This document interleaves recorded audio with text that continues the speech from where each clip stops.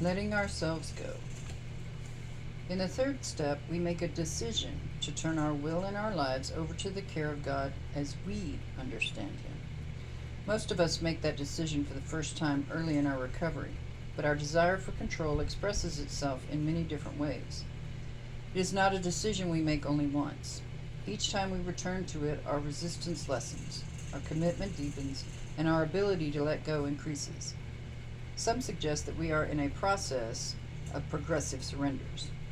We take back control and let it go again, each time finding that we can let go a little more, and that some of what we took back last time, we can now let go for good. Next time we look, we find that we are still holding on here and there. I can turn over this part of my life, we say, but that other part is my job to handle. Finding the line between personal responsibility and willful control is a challenge. One member shared that for her, the real surrender is surrendering to the fact that I will be surrendering for the rest of my life. It's different for each of us. In fact, for most of us, the answers change over the course of our recovery. Feeling at home in our bodies can seem to be beyond our wildest dreams. We feel too fat or too thin, too tall or too short, too old or too young. Some of us feel we were born in the wrong time, place, gender, or culture. We may hardly recognize the person we see in the mirror or in photographs. That can't be me. When something feels wrong inside, we look outside to explain it. Our sense of alienation surfaces in all sorts of ways. We may simply feel uncomfortable in our own skin. We bring these issues into recovery with us, but it may be a while before we see that they are important. Many of us will share at meetings about having been bone thin when we got clean. What we talk less about is our response when our bodies start to heal and we begin putting on weight. Some of us find that once the weight starts coming on, it doesn't stop. We might joke that we put down the spoon and picked up the fork, but it's not always funny. We may feel deep shame or horror at the weight gain. Some of us consider using again to deal with it. We may stay clean but find that compulsive behavior, eating to discomfort, vomiting, fasting, abusing laxative, experimenting with radical diets brings its own problems and its own rush. Obsession about our weight can also lead us back to control games with ourselves. We withhold food, exercise compulsively, and punish ourselves in order to drive ourselves into shape. Substitution can be a good tool for keeping us away from that first drug or for helping us to replace destructive behavior, but it can also create its own problems. Obsessive and compulsive patterns other than using drugs often emerge after we get clean. Many of us find that our relationship to food is complicated. We may never have known how to eat properly, and in our addiction, frankly, other things were more important. We ate irregularly, or we ate junk food, or we didn't eat at all. We got used to being hungry or throwing up or eating as much as we could whenever we could. Our pamphlet, Self-Acceptance, cautions us that sometimes we slip into the melodrama of wishing we could be what we think we should be.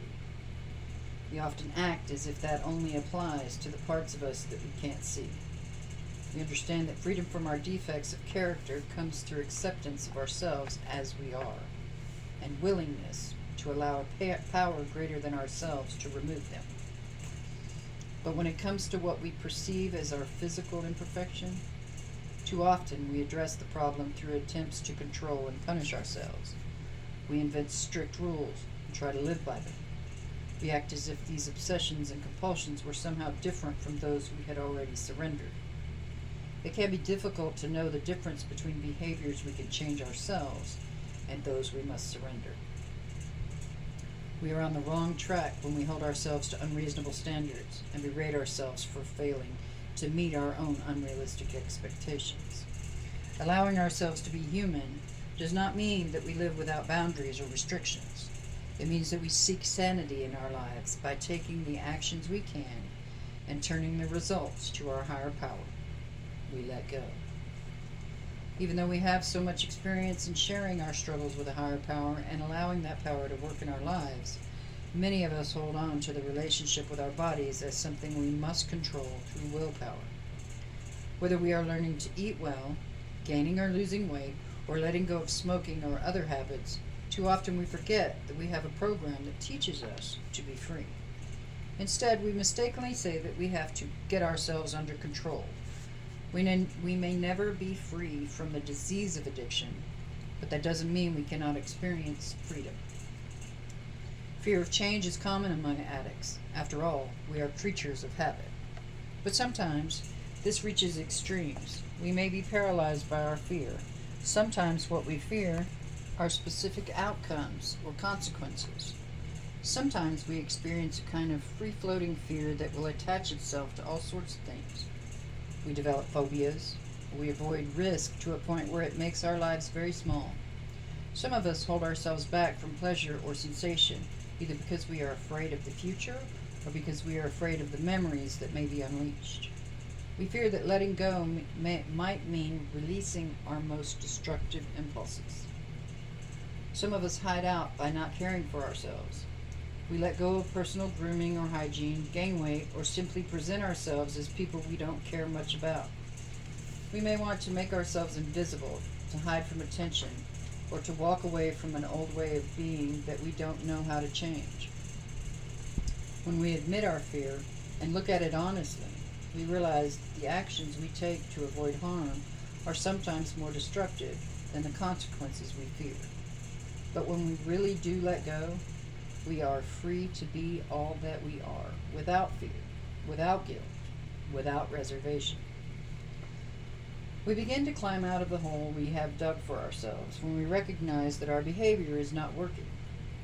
We practice appreciating small things about ourselves, the unique way we move, the way our eyes glitter when we talk about things that matter to us, the warmth we feel when we know we are connected to our higher power. We celebrate the fact that we are unique and have beauty to offer the world. Our uniqueness is our gift. When we forget that, we let the disease back into our lives. When we fall back into disliking or even hating ourselves, our ability to love suffers. We buy into the old lie that we are not worth it or we're broken. As we let go of the defects of character and other baggage we've been carrying, we begin to uncover the truth of our humanity, our spirituality, and our beauty.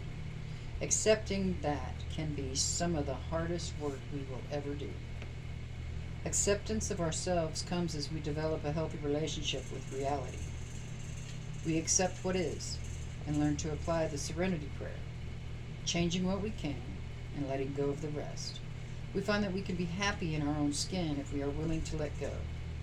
Not in the old sense of neglecting ourselves, but allowing ourselves to experience our freedom. We begin to experience our senses. The basic text tells us that we are free to enjoy the simple things in life, like living in harmony with nature. And it's true. When we see the color in the changing leaves or feel the wind in our face, we feel the joy of being alive. We find a sweetness in our pleasure that had been gone a long time. Some of us discover that we want to make art. We want to communicate in creative ways. We may value being athletic, to be able to run or swim or dance. We lose ourselves in the moment and find, for once, we don't have to think at all. We can just be. When we express the joy we have in living, it comes through in our movement, our work, the shine in our eyes. We have a beauty about us beyond the sum of our features. When we allow that spirit to shine through us, we are beautiful, no matter what we think we look like.